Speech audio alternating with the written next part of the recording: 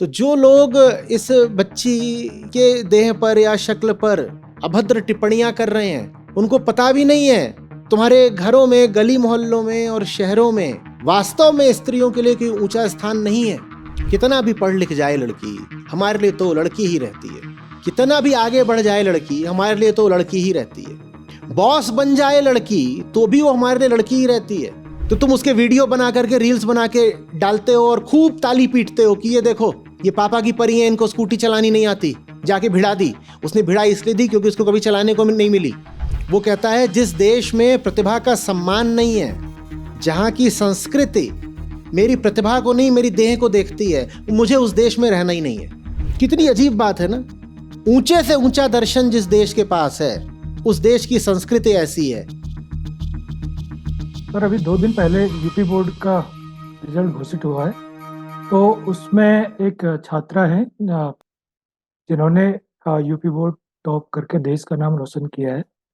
तो ये तो एक गर्व की बात है, लेकिन एक शर्मनाक बात ये देखने को मिल रही है कि हमारे ही समाज के लोग जहाँ पर भी उनकी ये बात कही जा रही है, उसी के नीचे अगर कमेंट देखें या टिप्पणियां देखें तो वो काफी फूहड़ सी टिप्पणियां हैं, और वो टिप्पणियां उनके देह को लेकर हैं अधिकतर, कि उनके चेहरे पर बाल उगाए हैं या मूछें उगाई हैं। तो इसको लेकर है। और मैं कुछ दिन पहले के सत्र को अगर याद करूं तो आपने सानिया मिर्जा का उदाहरण दिया था कि वो खेल में अच्छा प्रदर्शन कर रही थी, लेकिन लोगों का ध्यान उनके खेल में ना होकर उनके भी देह की तरफ था, और वो उनके जिस्म को लेकर बात करते थे। तो इधर एक छोटी बच्ची है, उन्होंने मेहनत की है, और उनकी मेधा का सम्मान न करते हुए हम लोग उनके भी देह को लेकर टिप्पणी कर रहे हैं। तो मैं ये जानना चाह रहा था कि हमारा समाज किस ओर बढ़ रहा है, और हमें कैसे एक सही दिशा मिल सकती है कि हम कम से कम उत्कृष्टता का और उनकी मेहनत का सम्मान कर पाए। देखो, वही चल रहा है जो लोक संस्कृति हमारी रही है। हम कुछ भी बोल दें कागजी तौर पर कि हमारा वैदिक धर्म है और वेदांत हमारा दर्शन है, हम सांख्य दर्शन की बात कर सकते हैं, हम योग की बात कर सकते हैं, हम ये सब ऊपरी ऊपरी बातें करते रहेंगे। हम बौद्ध दर्शन की बात कर लेंगे, हम जैन दर्शन की बात कर लेंगे, हम आजीविकों की बात कर लेंगे, हम न्याय वैशेषिक की बात कर लेंगे, हम ये सब बातें कर लेंगे। लेकिन हमारी जो जन संस्कृति है, लोक संस्कृति है, जिसका हम सचमुच व्यवहार करते हैं, वो किसी दर्शन पर नहीं आधारित है। ये कितनी अजीब बात है कि भारत षड दर्शन का देश है, आस्तिक है। उसके अलावा आपके पास जैन हैं, बौद्ध हैं, चारवाक भी हैं, और उनके अलावा भी कई और भी दर्शन थे या दर्शनों की उपधाराएं थीं। बौद्धों के साथ योगाचार है, और दर्शन ही दर्शन रहा। भारत दर्शन का पालना रहा है। जब आप बात करते हो पाश्चात्य दर्शन की, तो उसमें ग्रीक्स और जो आधुनिक दर्शन है उसके बीच में कितनी शताब्दियों का फासला है। ठीक है, वो ग्रीक दर्शन लगभग तब था जब भारत में उपनिषदों का काल था और जैनों का, बौद्धों का, और उसके बाद से फिर सीधे जा करके जो पाश्चात्य दर्शन है वो हमको मिलता है 14वीं-15वीं शताब्दी में, या उसके भी आगे 16वीं-17वीं शताब्दी में मिलता है। लेकिन भारत में दर्शन की एक अटूट निरंतर एक श्रृंखला रही है, और भारत का ही दर्शन है जो कि फिर यात्रा कर करके पहुंच गया अद्वैत तक। और अद्वैत को दर्शन में द लास्ट वर्ड माना गया है कि इसके बाद अब कोई बात हो ही नहीं सकती, क्योंकि अब इसके बाद तो जो दर्शन करने वाला है वही विलुप्त हो गया, तो अब दर्शन किसके लिए। लेकिन ये सब होने के बाद भी इतनी अफसोस की चीज है कि आम आदमी भारत का किसी दर्शन पर नहीं चलता। भारत होगा दर्शन का पालना। लेकिन आम आदमी के लिए कोई दर्शन नहीं है, आम आदमी के लिए सिर्फ लोक संस्कृति है। और झूठे आत्मविश्वास में भरा हुआ ये हमारा आम आदमी उसी लोक संस्कृति को ही धर्म समझता है, उसी को दर्शन समझता है और सोचता है कि ये बड़ा अच्छा काम कर रहा है, वही लोक संस्कृति का, परंपरा वगैरह का पालन करके। हमारी जो लोक संस्कृति है उसमें महिला के लिए कोई ऊंचा स्थान है नहीं, देखो बिल्कुल समझो बात को। लेकिन मैं जैसे ही ऐसे बोलूँगा तो बहुत सारे ये लोक संस्कृति के ठेकेदार खड़े हो जाएंगे, कहेंगे ऐसे कैसे बोल रहे हो, अरे हमारे उपनिषदों में जो इतनी सारी विदुषियों का उल्लेख है उनको तुम कैसे भूल गए। फिर वो गार्गी मैत्रेयी की वगैरह की बात करनी शुरू कर देंगे। हम कहेंगे कि ये किस उपनिषद में है, वो उनको नहीं पता होगा, कभी नहीं पढ़े उन्होंने उपनिषद।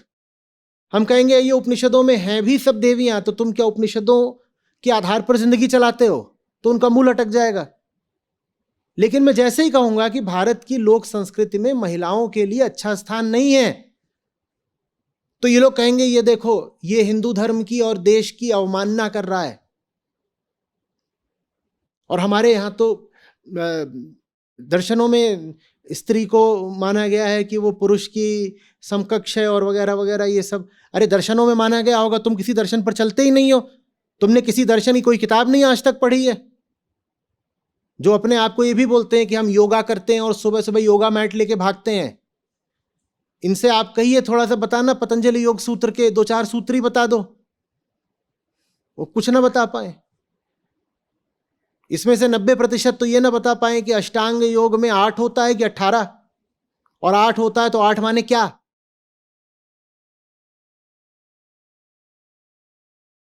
बात समझ रहे हैं? यहां तो बस ऐसे ही चलता है लोक संस्कृति। और लोक संस्कृति कहां से आ रही है? वो विविध ऐतिहासिक स्रोतों से आ रही है।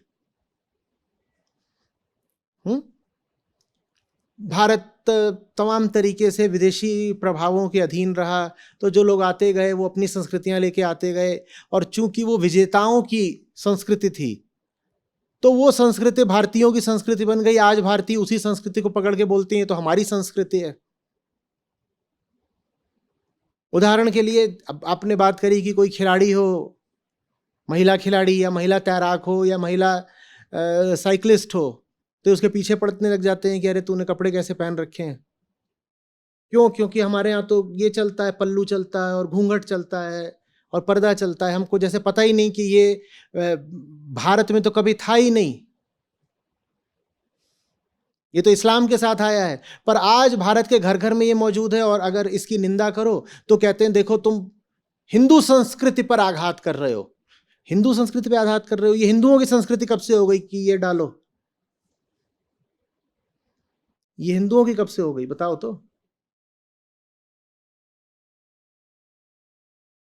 हमारी जो संस्कृति है वो बहुत ही साधारण आधारों पर खड़ी हुई है, और महिलाओं का उसमें मानिए कोई बहुत अच्छा स्थान नहीं है।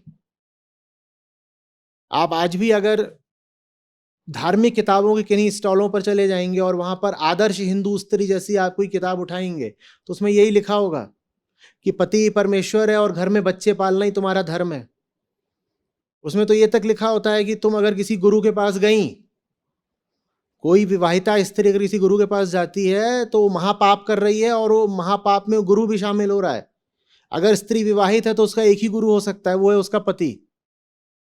और अगर स्त्री विवाहित है तो उसका एक ही स्वर्ग हो सकता है, वो है उसका घर।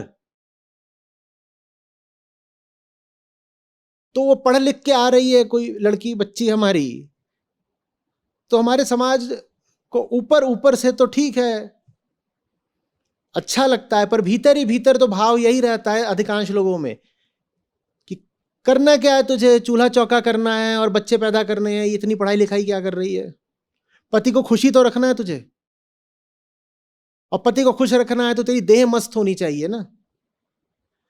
तो जो लोग इस बच्ची के देह पर या शक्ल पर अभद्र टिप्पणियां कर रहे हैं, उनको पता भी नहीं है कि उनकी उन टिप्पणियों का स्रोत क्या है। वो नहीं जानते कि उनके भीतर से वो टिप्पणी की भावना क्यों उठ रही है। इसलिए उठ रही है क्योंकि तुम्हारे घरों में, गली मोहल्लों में और शहरों में वास्तव में स्त्रियों के लिए कोई ऊंचा स्थान नहीं है। तुमने उनको यही बना रखा है, घर की सजावट की चीजें, घर का सेवक। और ये मत कहिएगा पुरानी बात है, आज भी बहुत सारे धर्मगुरु और कथावाचक जो बातें कहते हैं उसमें सुनिए कि महिलाओं के लिए क्या संदेश रहता है कि अगर महिला ने पति की थाली में खा लिया तो पति मर जाएगा या उसे कुछ हो जाएगा। लेकिन पति की जूठी थाली में अगर महिला खाएगी तो स्वर्ग पाएगी, और पति के अगर पांव दबाएगी तो घर में लक्ष्मी आएगी। अगर उसे पति के पांव ही दबाने हैं तो बोर्ड टॉप करके क्या कर लेगी? तो उस बच्ची की खिल्ली उड़ा करके उसको यही कहा जा रहा है कि पढ़ाई लिखाई से करना क्या है, तू अपनी बॉडी बना, क्योंकि तेरा काम है पति को अपनी देह से खुश रखना और फिर उसी देह से बच्चे पैदा करना। एक से एक साधारण दिखने वाले लड़के भी बोर्ड टॉप करते हैं या आईआईटी वगैरह परीक्षाएं पास करते हैं या यूपीएससी पास करते हैं। उनको तो कोई नहीं कहता है कि करेले जैसी शक्ल और ये आईएएस बन गया, उनको तो कोई नहीं कहने आता। पर लड़की की शक्ल अच्छी नहीं है या साधारण है और उसने कुछ पढ़ाई में अच्छा कर दिया तो ये आ जाते हैं उस पर टिप्पणी करने के लिए, क्योंकि लड़की की हमारी संस्कृति में पहचान ही बस देह है। और ये बड़ी पशुता की बात है, समझो इसको। पशुओं के यहां मादा बस मादा होती है, उसकी एक ही पहचान होती है, उसका लिंग। इसी तरीके से एक मनुष्य को कोई देखे और उसको बस उसके लिंग से पहचाने तो ये पशुता की बात है। आपको इंसान नहीं दिखाई दे रहा, आपको औरत दिखाई दे रही है। जब तक हमारी संस्कृति दर्शन की तरफ उन्मुख नहीं होती, उसमें आधी मनुष्यता आधी मानवता के लिए कोई अच्छा स्थान नहीं रहेगा। देखो, दो बड़ी गलतियां हैं हमारी संस्कृति में। पहला, उसमें सब जातियों के लिए क्या स्थान है, और दूसरा उसमें नारियों के लिए क्या स्थान है। ये दो बहुत बड़ी गलतियां हैं हमारी संस्कृति में, और ये दोनों गलतियां सिर्फ इसलिए हैं क्योंकि हमारी संस्कृति दर्शन से बहुत दूर है।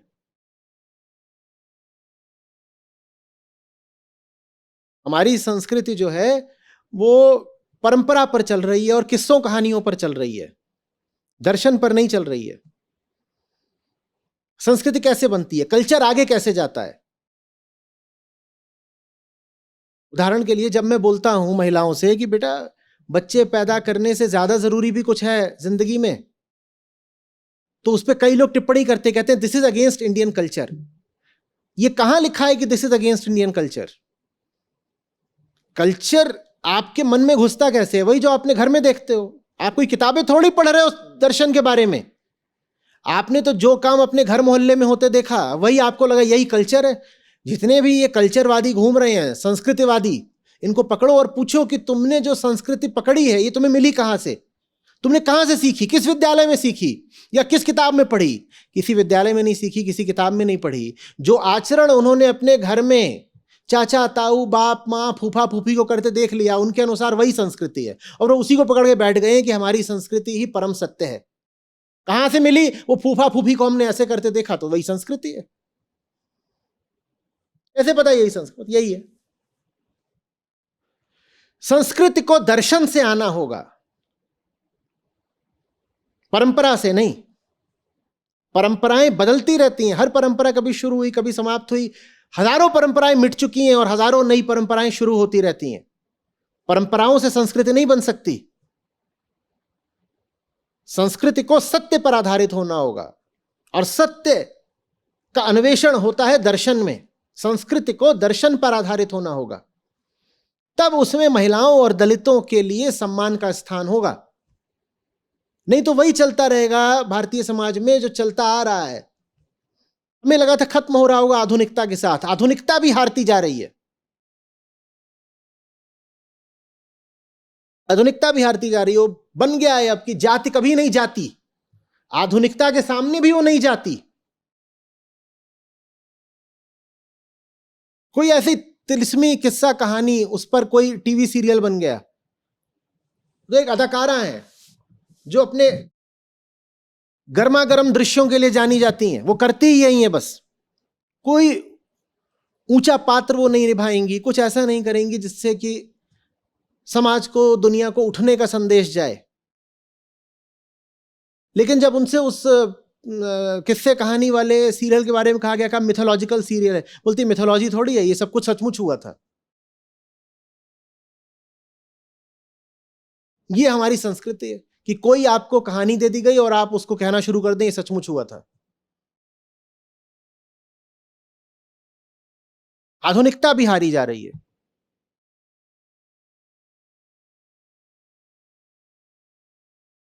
आज के समय के लोग और आज के समय के पढ़े लिखे लोग भी इसी कल्चर, भाई कल्चर क्या होता है? या तो फिलॉसफी होती है या रिलीजन होता है। कल्चर माने वो जिसका तुम व्यवहार करते आए हो, माने जो कुछ तुम करते आ रहे हो वही तुम्हारा कल्चर है। जिस तरह का तुम व्यवहार आचरण करो वो कल्चर है। माने तुम्हारी मर्जी कल्चर है, माने तुम्हारे पूर्वजों की मर्जी कल्चर है। और तुम्हारे पूर्वजों ने भी अगर कभी उपनिषद गीता ना पढ़े हो तो क्यों मान ले उनकी बात? और अगर पुरानी बात ही माननी है तो सबसे पुरानी बात मानेंगे ना, गीता को मानेंगे।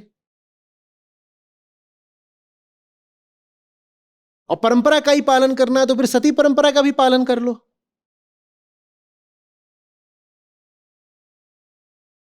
बाल विवाह भी रखो, बहु विवाह भी रखो, लड़कियों के बाप के जायदाद में हिस्सा भी मत दो। तमाम तरीके की परंपराएं थी, अभी उनके बारे में सुनो तो शर्म आती है। ऊंचे से ऊंचा दर्शन हमारे पास, पर बहुत ही साधारण किस्म की संस्कृति हमारी, क्योंकि हमने संस्कृति में और दर्शन में कोई सेतु, कोई पुल ही नहीं बनाया। दर्शन अपनी जगह, संस्कृति अपनी जगह, ऐसा कैसे चलेगा भाई?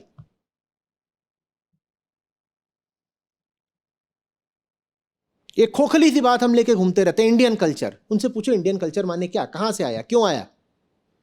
और आज जो है 100 साल पहले वो नहीं था,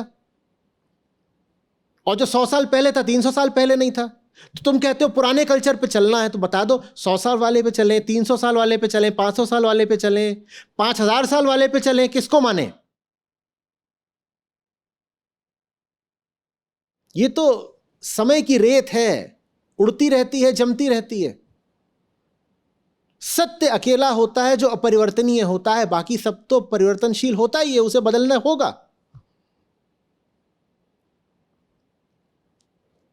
कितना भी पढ़ लिख जाए लड़की, हमारे लिए तो लड़की ही रहती है। कितना भी आगे बढ़ जाए लड़की, हमारे लिए तो लड़की ही रहती है। बॉस बन जाए लड़की तो भी वो हमारे लिए लड़की ही रहती है।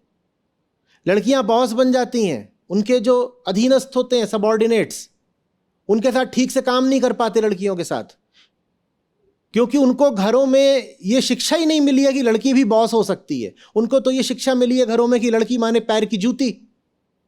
तो लड़की जब बॉस बन जाती है तो ये सब लड़के बिफरना शुरू कर देते हैं, उसके साथ दुर्व्यवहार करेंगे, उसके काम में बाधा करेंगे। और फिर अगर वो परफॉर्म ना कर पाए क्योंकि सब लड़के मिल करके उसको काम नहीं करने दे रहे, तो कहेंगे देखा, जिसकी जगह घर में है और रसोई में है और बिस्तर पे है, वो आकर के ऑफिस में काम कर रही थी। इसका असफल होना तो पहले ही तय था, उसका असफल होना तय नहीं था, तुमने साजिश करके उसको असफल कराया। और जब वो असफल हो जाती है तो तुम ताली बजाते हो।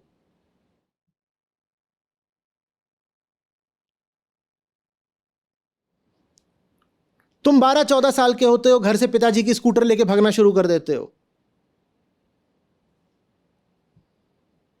वो जब 20-21 साल की होती है, कॉलेज जाने को होता है, तो उसको स्कूटी मिलती है, एक्टिवा मिलती है, और वो भी वो दिन में एक बार चलाने को पाती है जब उसे कॉलेज जाना है। अब उसे ठीक से चलाते ना बने तो तुम उसके वीडियो बना करके, रील्स बना के डालते हो और खूब ताली पीटते हो कि ये देखो, ये पापा की परी है, इनको स्कूटी चलानी नहीं आती, जाके भिड़ा दी। उसने भिड़ाई इसलिए दी क्योंकि उसको कभी चलाने को नहीं मिली। वो तुम्हारी तरह नहीं 12 की उम्र से पापा की बाइक लेकर के भागा करती थी, उसको अनुमति ही नहीं थी भागने की।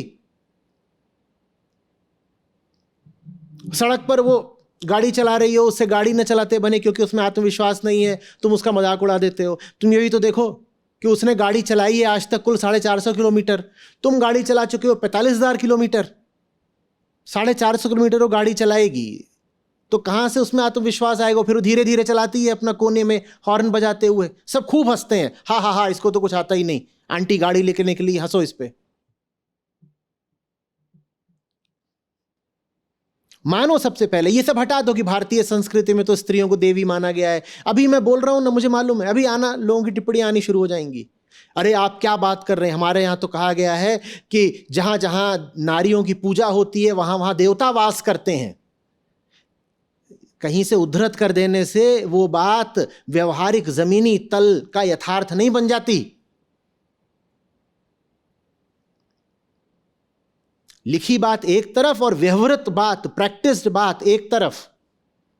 तुम जिसका व्यवहार कर रहे हो वो कोई लिखा पढ़ी की बात नहीं है, वो तो लोक परंपरा है और हमारी लोक परंपरा कोई बहुत अच्छी नहीं है। और जैसे ही मैं कहूंगा लोक परंपरा अच्छी नहीं है तो खड़े हो जाएंगे सब संस्कृति के ठेकेदार, वो कहेंगे तो क्या हमारे पूर्वज पुरखे जो करते थे वो गलत करते थे? क्यों नहीं गलत कर सकते भाई? आपके पास 1000 तरीके के ज्ञान के स्रोत हैं, आपके पूर्वजों के पास क्या था? तो इसमें ताज्जुब की क्या बात है अगर आपके पूर्वज गलती करते पकड़े जाएं तो? बल्कि अगर वो गलती नहीं कर रहे तो उनका सम्मान करिए कि आपके पास इतने ज्ञान के स्रोत नहीं थे, फिर भी आपने गलतियां नहीं करी तो आपका सम्मान बहुत है। पर अगर वो गलती कर रहे हो तो इसमें कोई आश्चर्य नहीं होना चाहिए। यह तो बहुत ही बड़ा कुतर्क है। तो क्या हमारे पूर्वज गलती करते थे? हां करते थे, क्योंकि इंसान थे और इंसान गलती करता है।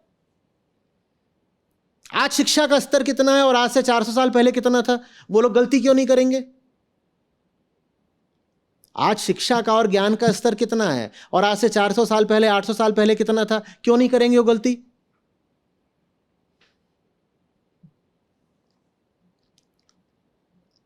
और फिर कह रहा हूं, भारतीय संस्कृति को बेहतर होने के लिए कहीं बाहर देखने की जरूरत नहीं है। मत कहिएगा कि भारतीय संस्कृति क्या वेस्टर्न संस्कृति बन जाए, क्या हमें वेस्टर्न कल्चर को, पाश्चात्य संस्कृति को कॉपी करना पड़ेगा? नहीं, कोई जरूरत नहीं है। भारतीय संस्कृति को अगर बेहतर होना है तो उसे बस भारतीय दर्शन से जुड़ना पड़ेगा। और भारतीय दर्शन कहता है ना हम देहास्मि, देह छोड़ो, पीछे हटो, तुम चेतना हो और चेतना जैसी स्त्री में वैसी पुरुष में है, दोनों मनुष्य हैं, दोनों मनुष्य हैं। यह भारतीय दर्शन है कि देह की बहुत कीमत ही नहीं। तुम क्या उस लड़की को परेशान कर रहे हो कि तेरी देह ऐसी है, तेरी देह वैसी है? जो असली कीमत है वो ज्ञान की है, चेतना की है।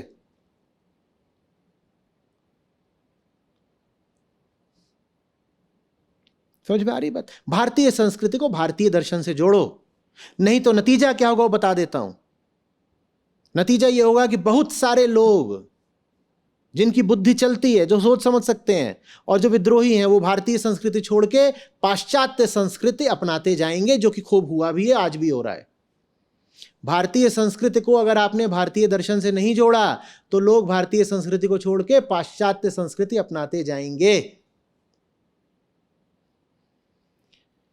कौन ऐसी संस्कृति का पालन करना चाहेगा जिसमें आधी मानवता को एक निचला स्तर दिया गया हो, महिलाओं को? और कौन ऐसी संस्कृति का पालन करना चाहेगा जिसमें देश की 80-90% आबादी को यह बोल दिया गया हो कि तुम जन्म के आधार पर ही हीन हो?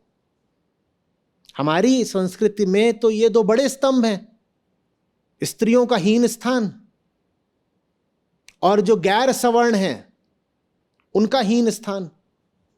कौन ऐसी संस्कृति पर चलेगा? धीरे धीरे सब चले जाएंगे पाश्चात्य संस्कृति की ओर। और फिर छाती पीटने से नहीं होगा कि इंडिया में तो वेस्टर्न कल्चर आ गया, वेस्टर्न कल्चर आ गया। अगर चाहते हो कि ना आए वेस्टर्न कल्चर तो इंडियन कल्चर को इंडियन फिलॉसफी से जोड़ दो। उसके लिए इंडियन फिलॉसफी पढ़नी पड़ेगी, पर पढ़ने लिखने से तो हमको अरुचि है ना। हमने 8वीं में पढ़ाई करी, ना 10वीं में पढ़ाई करी, ना कॉलेज में पढ़ाई करी। तो जैसे ही कहा जाता है कि दर्शन पढ़ो तो बहुतों को नींद आ जाती है, और जो संस्कृतिवादी है उनको तो एकदम ही नींद आ जाती है। जैसे ही कहो कि किताब उठाओ, पढ़ाई करो, वो एकदम रोना सोना सब शुरू कर देते हैं। उनको तो सस्ती संस्कृति मिल गई है। कैसे? कि बस वही कि मेरी दादी मेरी मां से कैसा व्यवहार करती थी वही इंडियन कल्चर है। गजब।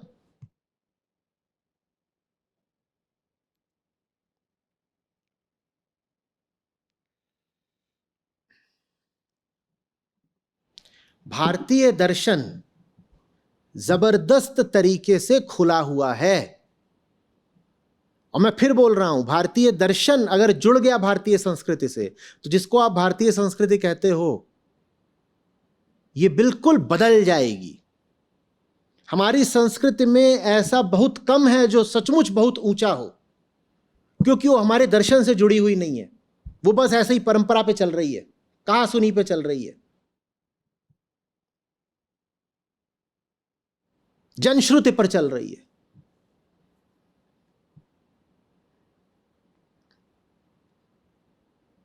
और यही वजह है कि जब मेरे जैसा कोई प्रयास करता है कि हमारी संस्कृति में सुधार हो और वो हमारे दर्शन से प्रेरणा पाए, तो लोगों को ये बात बहुत अखर जाती है, क्योंकि हमारी संस्कृति इतनी ज्यादा बीमार है कि जैसे ही उसको दर्शन से जोड़ते हो तो संस्कृति पूरी बदलनी शुरू हो जाती है। जब बदलनी शुरू हो जाती है तो जिन लोगों के स्वार्थ जुड़े हैं संस्कृति की बीमारी से, उन्हें तकलीफ होने लगती है।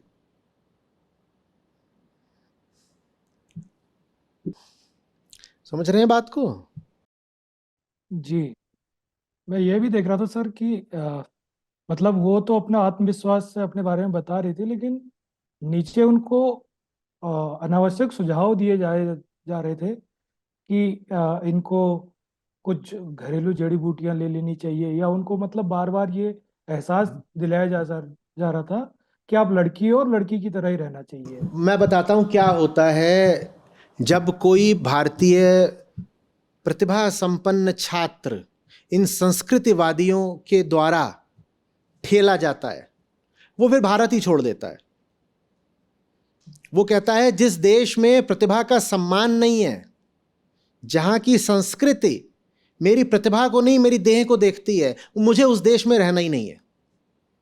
और चूंकि वो प्रतिभा संपन्न है, मेधावी छात्रा है, तो उसे अमेरिका की किसी यूनिवर्सिटी में प्रवेश मिल जाएगा, वो वहां चली जाएगी, वहीं बस जाएगी। वो कहेगी मैं ऐसे देश जाऊं क्यों जहां की संस्कृति, जहां के लोग ऐसे हैं कि जो न मेरा गणित देख रहे, न मेरा विज्ञान देख रहे, न मेरी प्रतिभा देख रहे, वो बस मेरा चेहरा मेरी देह देख रहे। कह रहे मुझे रहना ही नहीं ऐसे देश में।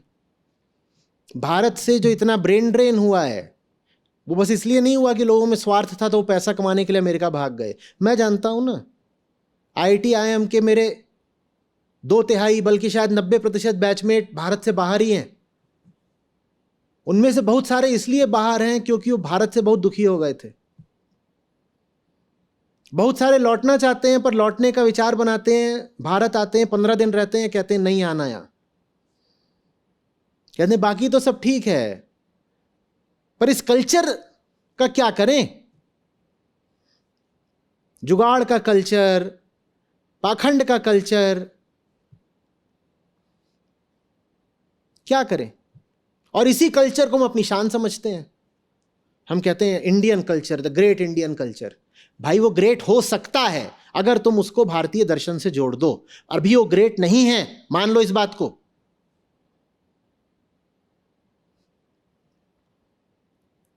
अग्रणी लोग, मेधावी लोग, बुद्धिजीवी लोग भारत छोड़कर हमेशा जाते रहे हैं, और पिछले 5, 10, 15 सालों में तो भारत छोड़ने वालों की संख्या में जबरदस्त उछाल आया है। भारत पर संस्कृतिवादी जितना हावी होते गए हैं लोग, उतना भारत से प्रतिभा पलायन बढ़ता गया है।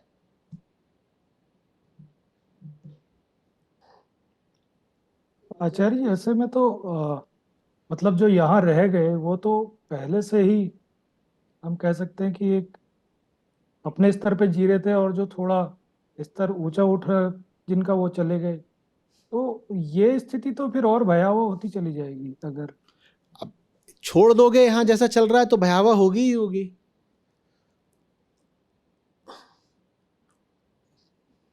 पर जो छोड़ के चले जाते हैं, मैं उनको भी बहुत दोष कैसे दूं?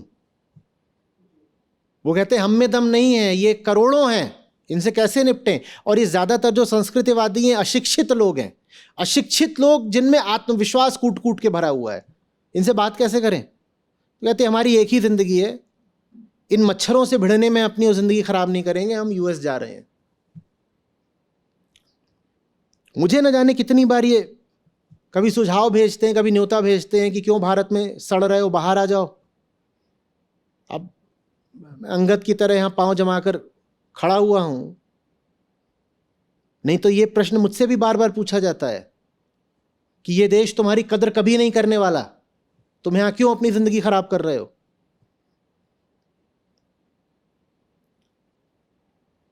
कितनी अजीब बात है ना। ऊंचे से ऊंचा दर्शन जिस देश के पास है, उस देश की संस्कृति ऐसी है, लेकिन फिर भी पाखंड पूरा है, हेकड़ी पूरी है और आत्मविश्वास पूरा है कि our culture is the best. दहेज हत्या और कहां होती है बताना, our culture is the best. जनसंख्या के एक बहुत बड़े वर्ग को सम्मान से और कहां नहीं जीने दिया जाता। इतना जबरदस्त अंधविश्वास समाज में है और बहुत सारा संस्कृति के नाम पे है। कह रहे तो हमारा कल्चर है। भाई वो अंधविश्वास है, तुम मुझे संस्कृति क्यों बोल रहे हो। और दहेज हत्या न भी हो तो भी 100 में से 99 शादियां बिना दहेज के हो ही नहीं सकती।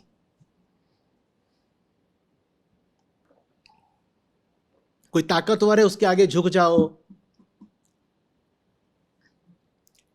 जल्दी से सत्ता पालो, मोटी नौकरी पालो, वहां घूस खाओ।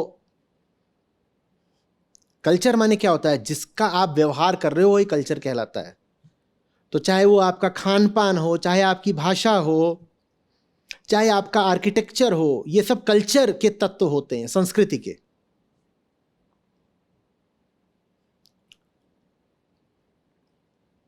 आपके सोचने का जो ढंग है वो भी कल्चर में आता है। आप किसी से मिलते हो, अभिवादन कैसे करते हो, ये भी कल्चर में आता है। सामाजिक व्यवहार हमारा ऐसा है कि बिना घूस लिए हम कुछ करेंगे नहीं।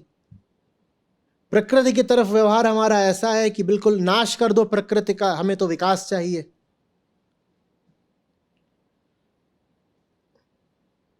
सार्वजनिक स्थलों को गंदा रखने में हम कोई कसर नहीं छोड़ते। टैक्स चोरी में हम सबसे आगे हैं, और उसके बाद भी हमको आत्मविश्वास भरपूर है कि हम अपनी संस्कृति को सुधारना चाहेंगे नहीं। बिल्कुल हम कहेंगे हमारी संस्कृति जैसी है वैसे ही सर्वोत्तम है, बल्कि पश्चिम की संस्कृति निंदनीय है, हमारी संस्कृति बहुत अच्छी है, हमें कोई सुधार नहीं करना है। और मैं कह रहा हूं सुधार करने के लिए पश्चिम की नकल करने की कोई जरूरत नहीं है। तुम अपने ही उपनिषदों की तरफ चले जाओ और उनके दर्शन के आधार पर अपनी संस्कृति का सुधार करो। और कुछ? धन्यवाद आचार्य जी।